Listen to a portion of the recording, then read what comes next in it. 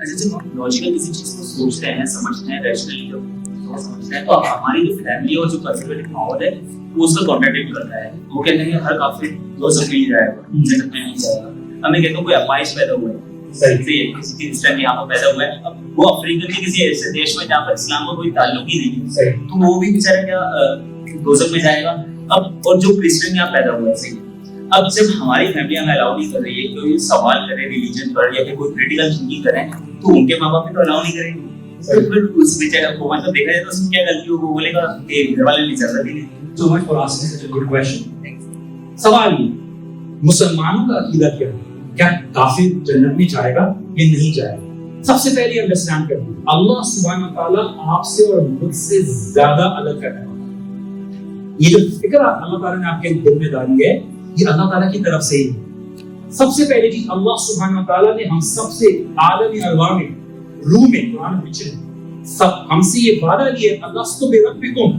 اس بات کے اوپر ذرا غور کیجیے گا, پلیز ذرا غور سنیے کہ کیا تم یہ وعدہ کرتے ہو کہ میں تمہارا رب نہیں ہوں؟ آپ سب نے وعدہ کیا تھا اللہ تعالیٰ سے, کیا تھا, یاد ہے؟ یاد ہے؟ کس کو یاد ہے؟ کسی کو یاد نہیں ہوگا, کسی کو یاد نہیں ہوگا. کبھی سوچا ہے کیوں نہیں؟ بیکاز آپ کی فزیکل میموری آپ کی دنیا کی آبزرویشن پر ہے. اللہ سبحانہ ربکم جو آپ نے اللہ سے سوال وعدہ کیا تھا وہ آپ کی فطرت کے اندر میموری پہ رہتا. تو آپ کی فطرت کبھی بھی آپ کو شرک کی طرف نہیں لے جائے گی جب تک آپ کو سوسائٹی اس کے اوپر کنڈیشن نہ کرے. اللہ کے رسول صلی اللہ علیہ وسلم نے کہا نا کہ ہر بچہ اسلام کی فطرت میں پیدا ہوتا ہے لیکن اس کی فیملی اس کو چیزوں پر لے آتی ہے. تو آپ کی خود کی فطرت ہے, یہ فطرت ہی ہے جو بہت سارے لوگوں کو اسلام کی طرف لے کر آتی ہے جب وہ سوال کرتے ہیں. ہماری فیملیز خود ڈر گئی ہیں کیونکہ ان کو ان کی سراؤنڈنگ نے بتایا کہ نہیں آپ سوال کرو گے جو کہ آپ بچپنے سے آپ کا نیچرل انسٹنکٹ کا سوال کرنا. میری 4 سال کی بیٹی وہ دبا کے سوال کرتی ہے اور کبھی کبھار ایسے سوال کرتی ہے اس کا اپنے سینس سمجھ میں نہیں آتا لیکن اس کے اندر ایک کیوریوسٹی ہے. ہم اس ایجوکیشن سسٹم میں ڈال کے اس کی کیوریوسٹی کو ویسے مارتے کہ وہ سوال پوچھنا بند کر دیتے ہیں. 90% بچے جو پیدا ہوتے ہیں they are geniuses and the curiosity is actually what leads them towards a better perspective around them. اگر ہم اس کو کیپ کر دیتے ہیں نا تو وہ کیا کرتا ہے, وہ ہیزیٹیٹ کرتا ہے اور ہیزیٹیٹ کرتا ہے تو پھر وہ کسی اور سے پوچھتا ہے اور کبھی کبھار وہ اہل علم نہیں ہوتا, وہ جاہلوں میں سے ہوتا ہے. وہ تک مجھے یہ لگتا ہے ایسا ہوگا اس کو پھر دماغ میں کوئی غلط کاٹ دیتا ہے. تو اہل سنت والجماعت کا کیا ہے کہ دیکھیے ہم کبھی بھی یہ نہیں کہتے مثال کے طور پر نان مسلم مر گیا ہم بولیں گے یہ جہنم میں جا رہا ہے. کیا آپ کو مجھے پتا ہے جہنم میں جا رہا ہے؟ ہم کبھی نہیں کہتے کہ پیٹر از گوئنگ دیئر, فنا از گوئنگ دیئر, رائٹ؟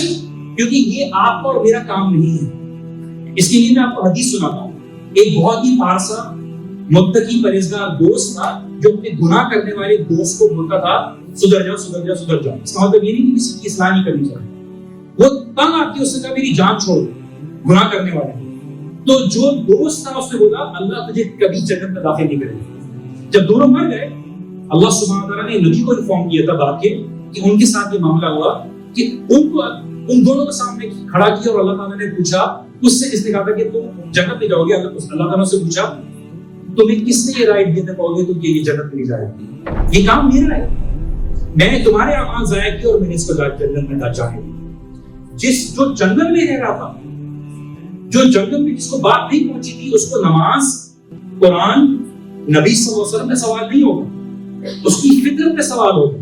اور یہ فیصلہ کرنے والا اللہ سبحانہ وتعالیٰ ہے. ہم ایک جنرل ایک سٹیٹمنٹ کہتے ہیں کہ وہ شخص جس کی گناہ زیادہ ہو, چاہے وہ مسلمان گھر میں پیدا کیوں نہ ہو, جس نے اللہ کے ساتھ شرک کیا ہوگا, جس نے اللہ کے ساتھ کفر کیا ہوگا, اللہ کی نشانیوں کو کا انکار کرے گا, اس کا ٹھکانہ جہنم.